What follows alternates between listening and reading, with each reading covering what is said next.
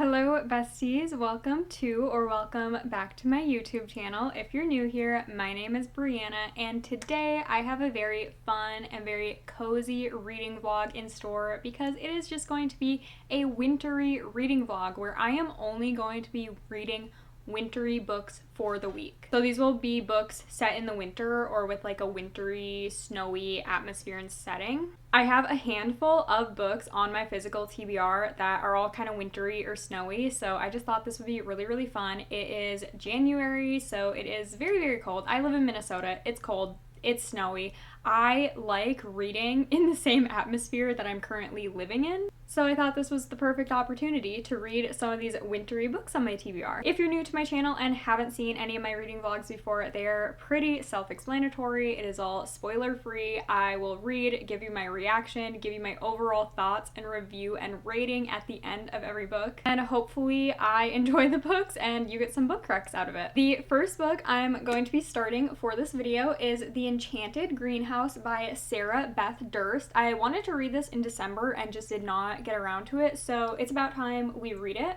It has a snowy landscape on the cover, and this is in the same world as The Spell Shop. This is a standalone cozy fantasy. It says, elsewhere in the Empire, on a remote island brimming with singing flowers, honey cakes, and honeyed love, Turlu Purna broke the law because she was lonely. She cast a spell and created a magically sentient spider plant. As punishment, she was turned into a wooden statue and tucked away in an alcove in the North Reading Room in the Great Library of Elysium. This should have been the end of her story, yet one day, Turlu wakes in the cold of winter on a nearly deserted island full of hundreds of magical greenhouses. She's starving and freezing, and the only other human on the island is a grumpy gardener. To her surprise, he offers Turlu a place to sleep, clean clothes, and freshly baked honey cakes, at least until she's ready to sail home. But Turlu doesn't want to return home, and as she grows closer with the unwittingly charming gardener, Yarrow, she learns the magic that sustains the greenhouses is failing, causing the death of everything within them. Turlu knows she must help, even if that means breaking the law again. This time, though, she isn't alone. Assisted by Yarrow and a sentient rose, Turlu must unravel the secrets of a long-dead sorcerer if she wants to save the island and have a fresh chance at happiness and love. Funny, kind, and forgiving, The Enchanted Greenhouse is a story about giving second chances to others and to yourself. This just sounds like so cozy and so heartwarming, and I am really, really excited to read this. So let's get started.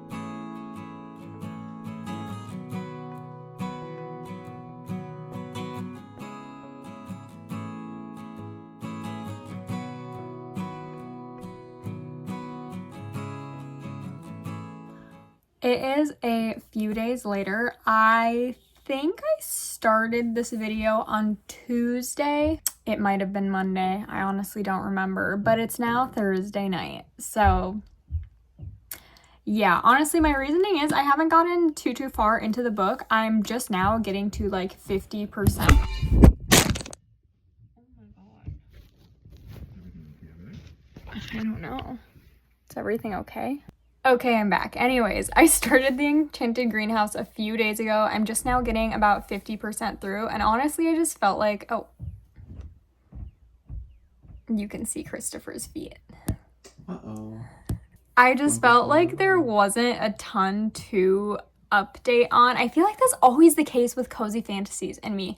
Like, I like not having to put too much thought and like have to worry too much about characters and like what's all happening in the fantasy. Like, I like a cozy fantasy for that, but also I just feel like it's not giving us a ton of plot. It's more so just the vibes, just like frolicking around. You know, that's what I feel like this is. So I feel like there's not a ton of actual like substance of the book to update you on. So this book follows Turlu. She is a librarian from like a bigger city in this world, and she has committed a crime. So basically her punishment was to be sent to this like wintry island, and she was a statue on the island, and then she was like unstatuified.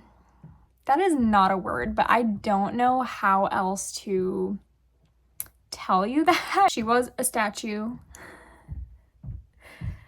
And then there is a gardener on the island who is in charge of all the greenhouses, and he like saves her. So she's not a statue anymore. She is unfrozen, unstatued. I don't know. And they are now kind of working together because these greenhouses on the island are like failing. Like there's hundreds and hundreds of greenhouses, and there was this other wizard, sorcerer, I don't know the right name for him, but there was another guy on the island who was like taking care of the greenhouses and all the plants in the greenhouses, but he's dead now. So now all the plants are basically dying, and it's really, really sad because the plants are actually like alive. Like these plants talk and try to like walk around and stuff. So really, really sad to think they're like humans and dying basically. But anyways, Turlu and the gardener, Fallow, what is his name? Not Fallow, Yarrow. I don't know where I came up with Fallow. They're trying to save these plants. And it's also really, really sad because Yarrow has been isolated on this island until Turlu came as her punishment anyways. He had like all this family, but the other wizard sorcerer guy that died, he was like sending everyone away. So Yarrow has been on the island trying to take care of the plants all by himself, but he hasn't been able to do it because he's all alone, and also like he doesn't have enough magical powers to save them all. Him and Turlu and these plants and these like winged cats are all working together to try and save the greenhouses and save all these plants. It is cozy, it's fun, but not like, I don't know, not like 100% grabbing my attention. It is definitely very, very atmospheric. Like they are constantly talking about the setting and talking about like the wintry landscape and how that is living there and with the plants. And I really, really do enjoy that because it's been very snowy here in Minnesota. Like we've literally gotten snow the last 3 days, I'm pretty sure, and it hasn't even been in the forecast. We just wake up and there's more snow on the driveway that needs to go be shoveled. So love that. Definitely relating to the characters in the book that way. I wouldn't go as far to say that I'm bored, but it's definitely like not as engaging and enthralling as other fantasies, obviously, because it's just a cozy fantasy. It's just supposed to be like a chill time. You're not supposed to be on the edge of your seat, like with anxiety over what's gonna happen to the characters. So I'm hoping to finish this within the next few days, but that's all I have for it as of right now.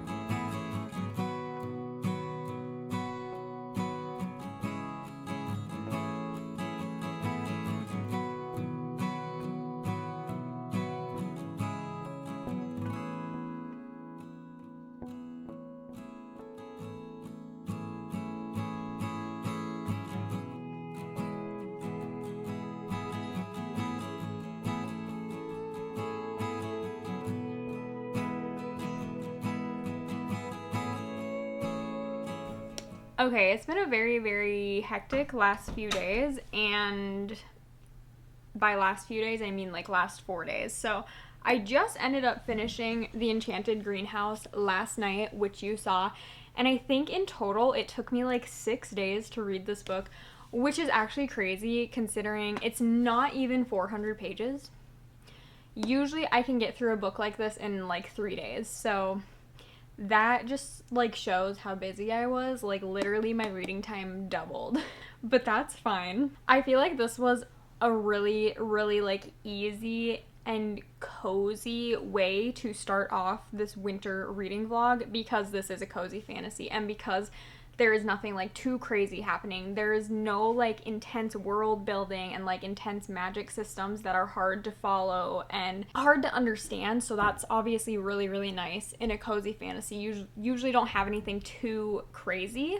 It got a little bit more high stakes toward the end, but again, nothing that was like whiplash, you know, and nothing that had like my heart racing for the characters, because I knew it wouldn't be like too detrimental. So this was definitely a just cute one. Really, really cute cozy fantasy. There was some romance introduced in it between Turlu and Yarrow, who are like the two main characters that you see all throughout the book. And that was just like really, really sweet. There's also a huge like found family aspect of this book, and not only like others accepting you for who you are, but also like the message of you having to accept yourself for who you are and like be happy with yourself or work on yourself if you aren't happy with yourself.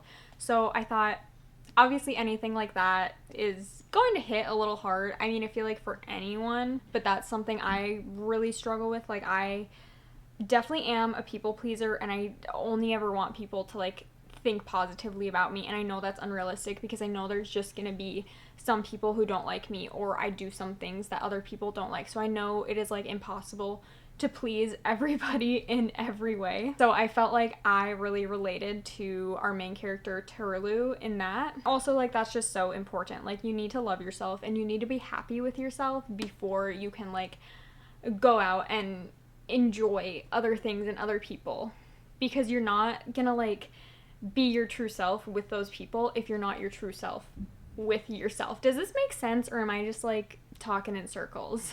I don't know. I did think that was really, really sweet. So definitely a good cozy fantasy. I think I'm gonna stick with a 3 or 3.5 star rating. I liked the book, but obviously it's not like my favorite fantasy. I probably won't think of it too often after putting it back on my shelf, but it was really, really fun and cute to read in the moment, and just perfect cozy winter vibes. And now for the next book I'm gonna start. This is like so different than the cozy fantasy that we just read. I'm gonna start Made You Look by Tanya Grant. This is a suspense or a thriller. I'm not entirely sure because it's from Berkeley, and usually Berkeley romance is obviously romancy books, but I don't really think this one's gonna be romancy. This one, if you can't tell, it is like a cabin in the woods and it's a snowy landscape. It says, a group of influencers trapped with no internet and no way out. How many views are worth dying for? Obviously, as a content creator myself, not that I've ever been on like a brand trip, nor will I probably ever be invited to go on a brand trip, but this would be like my worst nightmare, is being trapped with like people that I don't really know, I guess. I feel like that's probably anyone's worst fear, but I feel like I might be able to relate to it a little bit more since I don't call myself an influencer because I feel like I don't actually influence very many people, but I do call myself a content creator. It says, Sydney Kent is the ultimate it girl. If you want her effortless style, charisma, and hair, you want to be her, you want to be with her. But the trouble with the star is that everyone else looks dull in comparison. Despite Caitlin's social media cunning, it's impossible for her to step out of Sydney's shadow. Even Lucy, Sydney's best friend since before her fame, can't escape her role as a full-time photographer for the influencer. When the women are invited to post content for a retreat in the Catskills along Sydney's team, the weekend feels like a chance at a fresh start. But an unexpected snowstorm traps the group, cutting them off from the internet and their followers. Then a killer strikes. As secrets, lies, and scandals are forced to the surface, the friends suspect that the murderer is among them, and the killing has only just begun. But where there's danger, there's a juicy, jaw-dropping, name-making content to create. You know you want to look. See, this just sounds like fun in a different way, like not in a cozy way. It sounds like a palate cleanser almost, because it sounds like so absurd and out there that it's just gonna be like a fun, I feel like, fast-paced time. And I can also relate to this because living in Minnesota, there have been many times that we've been trapped inside because of a snowstorm. And I feel like you do kind of like get bored and like have to come up with different things to do, because after so long you just like don't want to do the same thing that you've been doing. So I'm really, really excited to start this. I've had this for like a month or two and I've just been waiting for like a snowstorm to hit. We're supposed to get freezing rain tonight, so that's amazing. So let's start this.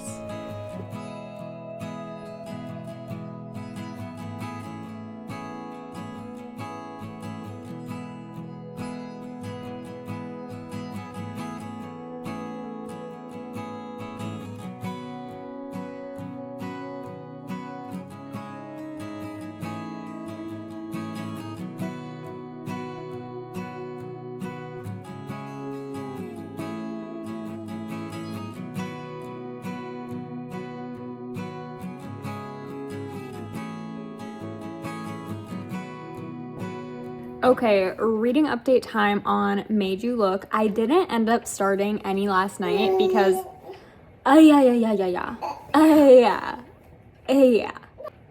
ignore that. But I didn't end up reading any last night because I actually ended up filming another YouTube video and editing that last night instead. So I just started this today. I am babysitting my youngest nephew. So we've been having a chill. What?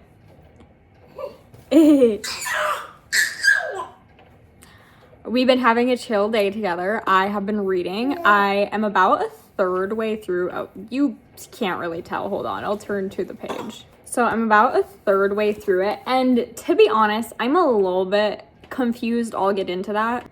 But this book is following a group of influencers and like the people who work with the influencers as they like go on this retreat weekend in a cabin in the woods. And they're kind of stuck there because there ends up being a snowstorm, yada yada. And there's also like work being done, like they're filming things, they're taking pictures of things, like they are posting things. So they're still like working, but there's some tension in the group because one of the girls is pretty jealous of the other girl. And then there's just like also drama that goes down because of a campaign that they're doing. And I think it's so interesting because obviously as a content creator, I have done like collaborations and paid partnerships and like campaigns and such. So it's like, I know what they're talking about. And it's just so funny to read a book where they're talking about that. Yeah, because I can relate to that so much. He is seriously like the most talkative baby I've ever met. He's not even 4 months old yet, and he's just like, yeah, I'm talking about you. I am. So it's kind of fun to read about these influencers just because some things that they are talking about, like I know how it works.'t what is like a little confusing is there's 3 different female main characters, and then there's 3 other male characters. And it's just like I'm having somewhat of a hard time like keeping track of all the characters basically. And also like the whole, thriller part of it just hasn't really started. And for being a third way through, like I was expecting it to be a lot more thriller, but honestly, it's reading kind of just like a general fiction. I don't really know how to describe it exactly. So I'm a little bit confused with the characters and also like when the whole thriller part is gonna start. And like the prologue, it's set up for, something really thrilling to happen. And I guess we're only on like day 2 of the retreat now. And I think it's 4 days total. So I guess it kind of makes sense that nothing too crazy has happened yet. But yeah, I feel like it's just a little bit slow, even though it should be more fast paced because it's only taking place over the span of 4 days. Like you would expect it to move a lot quicker, but it's been kind of slow and not like super keeping my attention. But hopefully just like as, I get to know the characters a little bit more and more stuff starts to happen, I will be more invested. So that's all I really have to say for right now. I will be back with another update if something crazy does end up happening. But otherwise, I'm probably just gonna keep reading while I'm watching this little guy.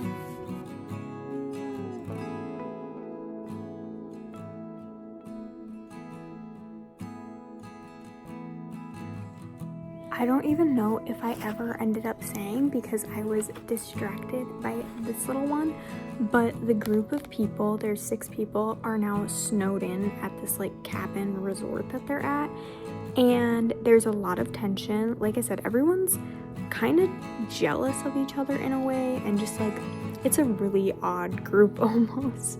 So there's a lot of tension as they're snowed in. I am about halfway now, and something did finally happen, and I will say, like, I definitely did not expect it. It definitely felt not like totally out of nowhere, but I was definitely surprised. So it's always nice to be surprised in a thriller and not see a twist coming. So hopefully this book just keeps on going with twists like that.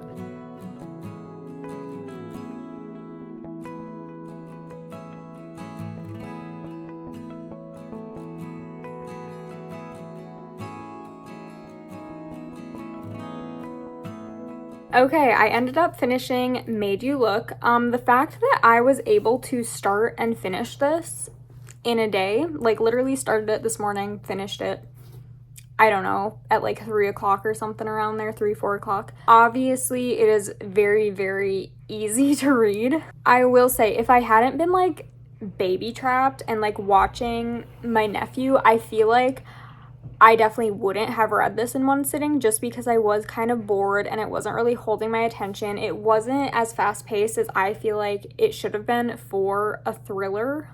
It was kind of interesting. I really liked one of our female main characters' POVs, but then the other one I literally just did not care about. I did not like her character. So obviously it wasn't like that enjoyable for me to read her chapters, but I did like the one female character. I liked her story. I liked that there was like just this mysterious aura around her because she kind of alludes to that she did something bad in her past and now she's like being punished. Like she has had breast cancer. By the age of 26, she's had breast cancer and she's going through these other like life events and she's like, maybe this is karma for what I did. So you're like, know that something went down in her past, but you don't know what it is. So I do like that she's kind of mysterious. She has that going for her. But other than that, like she seems like a good person, I guess, in this like hodgepodge group of influencers and like the influencer team. Like there's the main influencer and then there's like the wannabe influencer and then their managers and significant others and like designers. I don't even know. I did really like some aspects of the book, like the whole, I don't know, like brand deals and like sponsorship, stuff like that, because I'm like, ooh, I know a thing or two about that stuff. But then the other stuff is like so outlandish, and honestly, like I don't even know if it's that outlandish. Again, I've never been on a brand trip, so like I can't say. I found a lot of things cringy, like the writing was cringy, and then the way that the characters would act and things that the characters would say in like very, very serious situations. Like there is literally murder going on this brand trip. And then some things that the characters will say like right after someone is murdered, I'm like, I don't like that at all. I will say, I think like the final reveal at the end was pretty good. There were some other twists throughout the book, but I was just like, I don't really care. Does it make the most sense? No. But I did like the bigger twist at the end, and I liked how it finished up, I guess. I don't entirely love the way it finished up, but it was fine. I'm gonna go with a 2.5 star rating on this one. I definitely do not think it is really holding your attention enough for a thriller, and I also don't think it's thrilling enough for a thriller. I don't know, it just seemed like there was so much fluff and not like the actual mystery of what was happening and the murderer. But I did like one of our female main characters, and I liked her dynamic within the group. It was just like a breath of fresh air compared to the other characters, so that's why I really, really enjoyed her. But overall, I don't think it's a great thriller, so I probably would not recommend this one, but it is like a super easy read. Next book that I am going to start tomorrow is Like Snow We Fall. This one is about a figure skater from Minnesota. She has kind of a troubled past. She grew up in the trailer park and she has just always craved something more. So she applies for Ice Skate, a prestigious skating school in Aspen, Colorado, takes it, and is seeking a fresh start in the picturesque winter landscape. In Aspen, Knox Winterbottom is a celebrated and arrogant snowboarder. He stands on the precipice of a new level in his career. Known for his rebellious and carefree nature, he battles his own demons. When Paisley and Knox meet, their worlds collide. She, the disciplined and determined newbie, and he, the unpredictable and charismatic risk-taker. Despite the numerous romantic entanglements, he has a strict rule against dating figure skaters.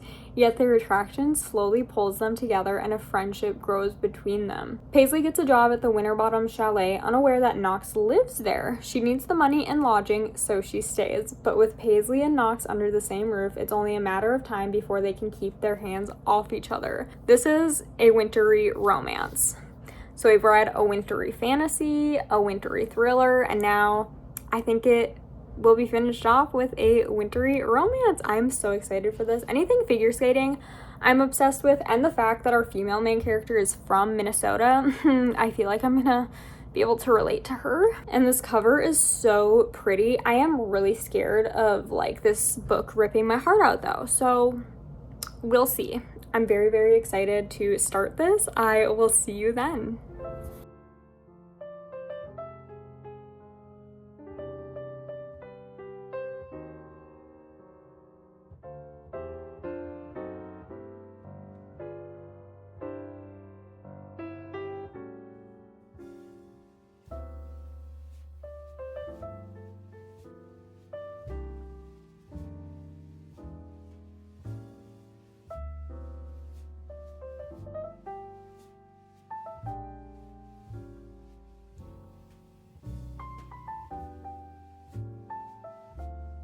Hello, I am back in like the same spot the next day to give another reading update. I was babysitting again today, but it was just like easier for me to come home and give you an update on what I've been reading today. So I got to about page 200 in this book. It honestly looks like I'm only like halfway, but I think I'm over halfway by a little bit because there's only like 350 pages in this book, but it looks so thick. Like, for reference, Made You Look also has 350 pages, and look at like how much thicker, look at how much thicker this book looks. Must just be some thicker paper that they're using. Anyways, this is the romance book that I told you I was going to start last night. It is about Paisley and Knox. It is dual POV, which I do always appreciate in romance books. Or I guess not just romance books, any books with romance in it. I do like dual POV because I like getting into both the characters' heads, because then even if there's like miscommunication, you know what the characters are thinking and what's going through their heads. So it's like you don't think one character is terrible, even if, let's just say, the female main character thinks that the male main character is terrible because of like a miscommunication trope. You as the reader know that the male main character isn't terrible. Does that make sense? So this is dual POV, which I like. So Paisley is 20 years old. She is leaving Minneapolis. She has had a really, really rough life, and she got accepted into ice skate, which is like a really prestigious figure skating academy, basically. So she has to move from Minneapolis to Colorado, and there she starts working for Knox's family. And Knox is a famous snowboarder. I guess he was like a really good hockey player before, but then he switched to snowboarding. I don't know his whole past, but something to do with his mom passing away. And Knox is very troubled because of that, and he has some interesting coping mechanisms for that. And Paisley, she also has like family trauma as well as just like other bad things that went on in her life. I feel really, really bad for her, honestly. So Paisley and Knox do not get off on the right foot. Like, I don't even really know why. They just like don't like each other, even though they just met. And it's like, I felt like there wasn't even very good reason for them not to like each other, but they don't like each other. But then Paisley starts working for Knox's dad, and she moves in to like this huge estate and property that they live on. So now Paisley and Knox live together, so it's like forced proximity. And then they start just like hanging out and spending time together, and shocker, they realize they don't actually hate each other. But yet Knox is like, I don't know, he's not scared to be in the public eye, but then when there's like any scrutiny about him, he just like goes off the deep end. And it's like, you signed up for this, like, you know what you're getting into, and it's like he just absolutely cannot handle it, and then he goes and blames other people for it. He just like really lashes out, and I don't like that about him because we don't know his reasoning for lashing out. And also I think it's interesting because he decided not to go to school for psychology. Like, he's like, that was my dream to go to college for psychology, but I stayed with my dad and, like, became a snowboarder. And it's like, okay, if you wanted to study psychology, maybe start with yourself, because why are you acting the way you are? There's a reason for that, you know? Anywho's, I feel like I'm really rambling and, like, not even getting to the point. But they start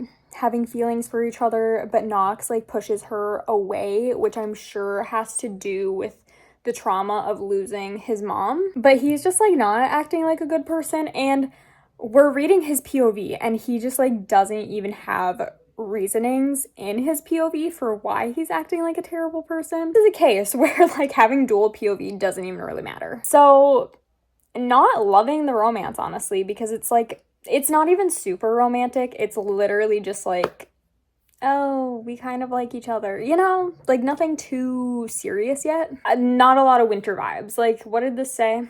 A picturesque winter landscape. No, they like, don't even talk about the winter landscape. Like, yeah, they're in Aspen, Colorado. There's skiing, there's snowboarding, there's ice skating, but, like, that's it. And then you don't even see the characters, like, doing that much of their sports, which I am not, like, a super huge sports romance fan. Like, I don't really care about sports romances. Like, I'll read them, but I'm not like, oh my god, I need the newest sports romance, you know? But, like, if you're gonna make a whole book revolved around the fact that our female main character is a figure skater and the male main character is a snowboarder, and for some reason he won't date figure skaters, like, why do we not see them doing their sports? Like, we see a smidge of it, but, like, I feel like it's not enough, and like I said, I feel like the winter vibes just, like, aren't enough either. So, am I enjoying this? A little bit, but honestly, it's pretty boring in my opinion. I don't not like their characters. I mean, I'm not the biggest fan of Knox. I don't mind Paisley. I do feel for her, but I'm just, like, not connected to either of them. Also, it took so long to just get to the point of this book. Like, to get to the information that's on the back of the book, you have to read, like, 100 pages. So it's like, why? Why do you have to read that much to get to this? Because I already know all this, because you already told me all of it on the back of the book, so why? Okay, I know I'm ranting. I'm gonna be done. I am going to try to finish this tomorrow, so I will hopefully see you then when I finish this and give you my final thoughts.